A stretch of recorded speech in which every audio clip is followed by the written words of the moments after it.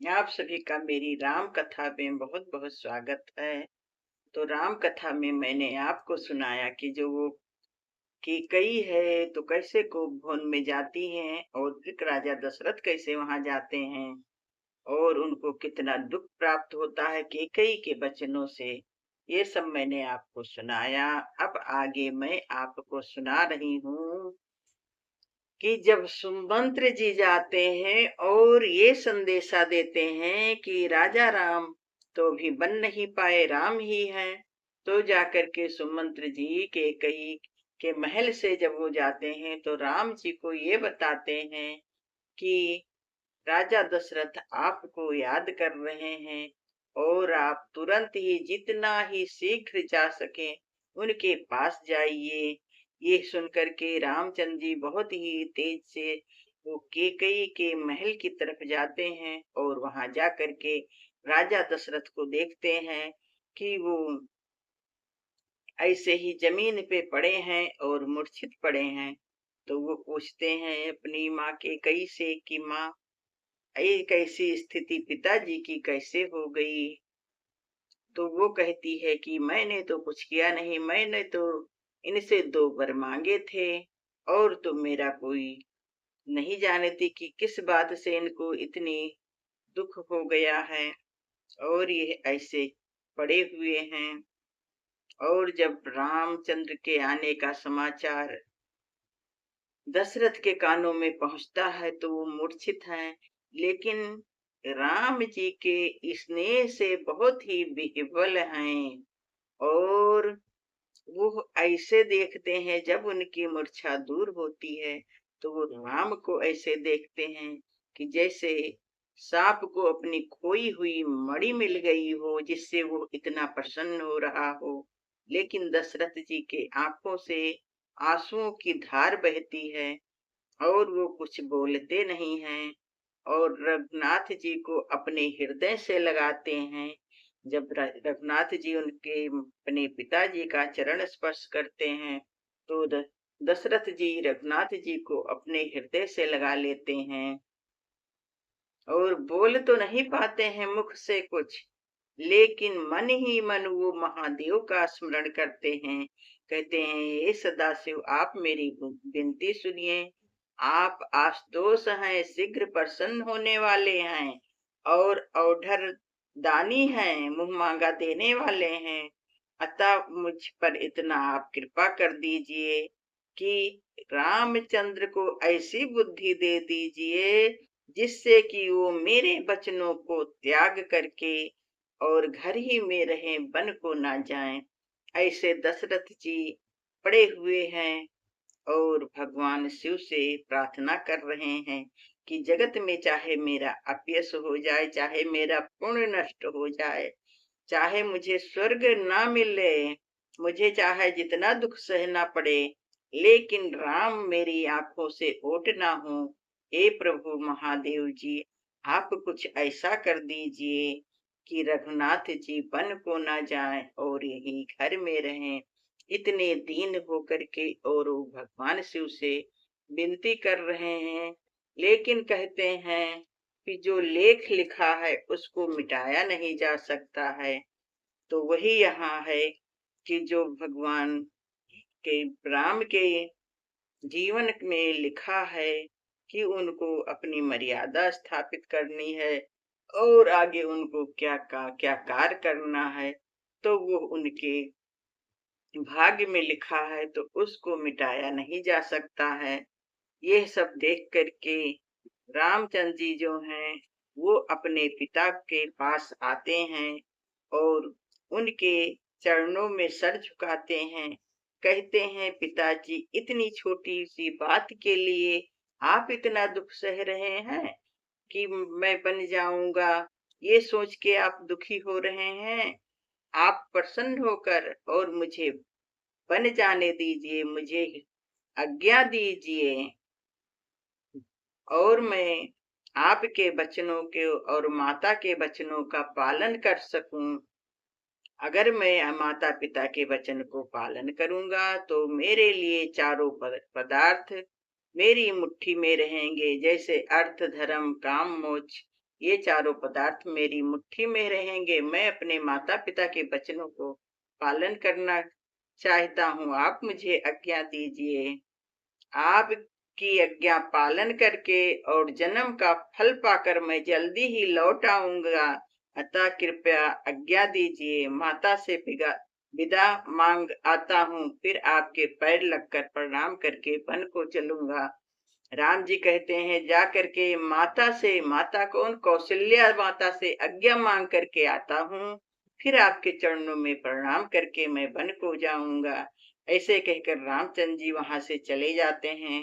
राजा शोक बस कोई उत्तर नहीं देते हैं, और बहुत ही तीखी अप्रिय बात नगर में इतनी जल्दी फैल गई मानो डंका मारते ही बिच्छू का शरीर में विष बढ़ गया हो। इस बात को सुनकर सब स्त्री पुरुष व्याकुल हो गए।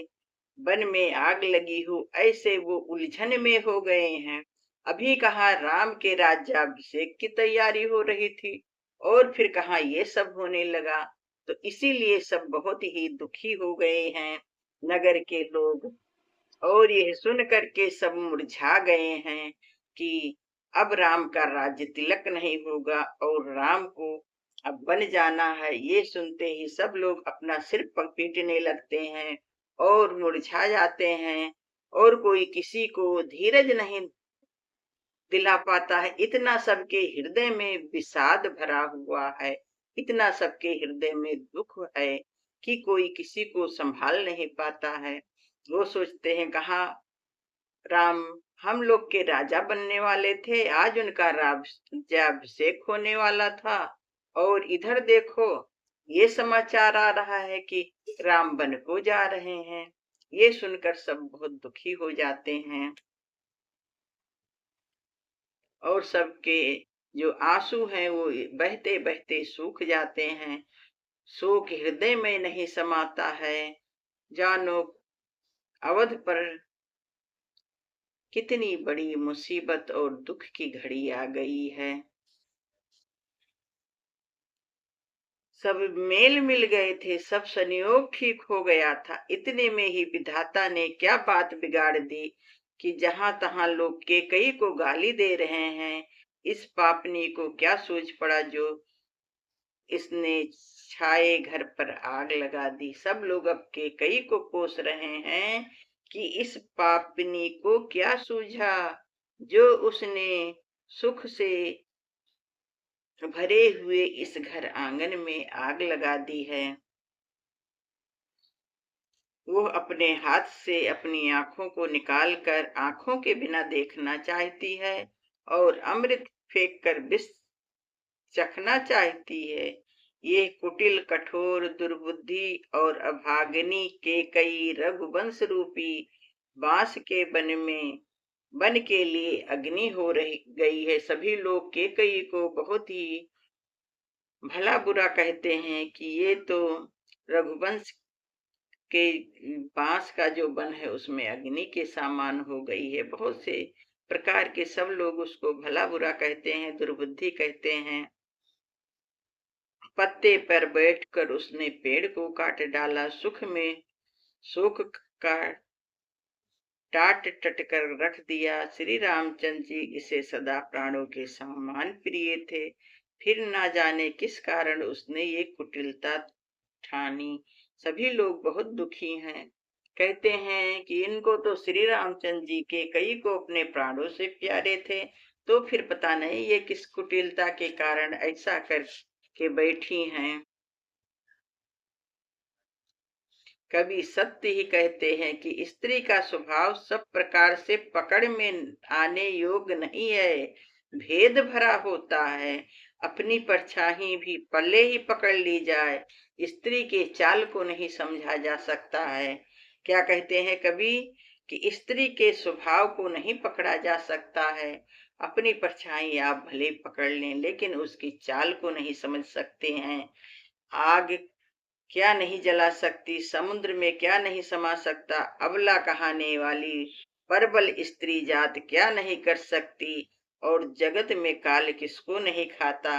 विधाता ने क्या सुनाकर क्या सुना दिया और क्या दिखाकर अब क्या दिखाना चाहते हैं।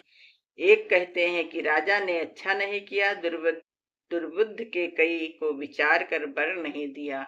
अब सब लोग 10 लोग हैं तो 10 तरह की बातें बताएंगे। कोई कहता है कि राजा को केकई को इस तरह वर नहीं देना चाहिए, और केकई कहती है कि आपने जो मुझे वर दिया था उसको दीजिए, नहीं तो आपका अपयश होगा। और आपने कहा था, रघुकुल रीत सदा से चली आई, प्राण जाए पर बचन न जाए।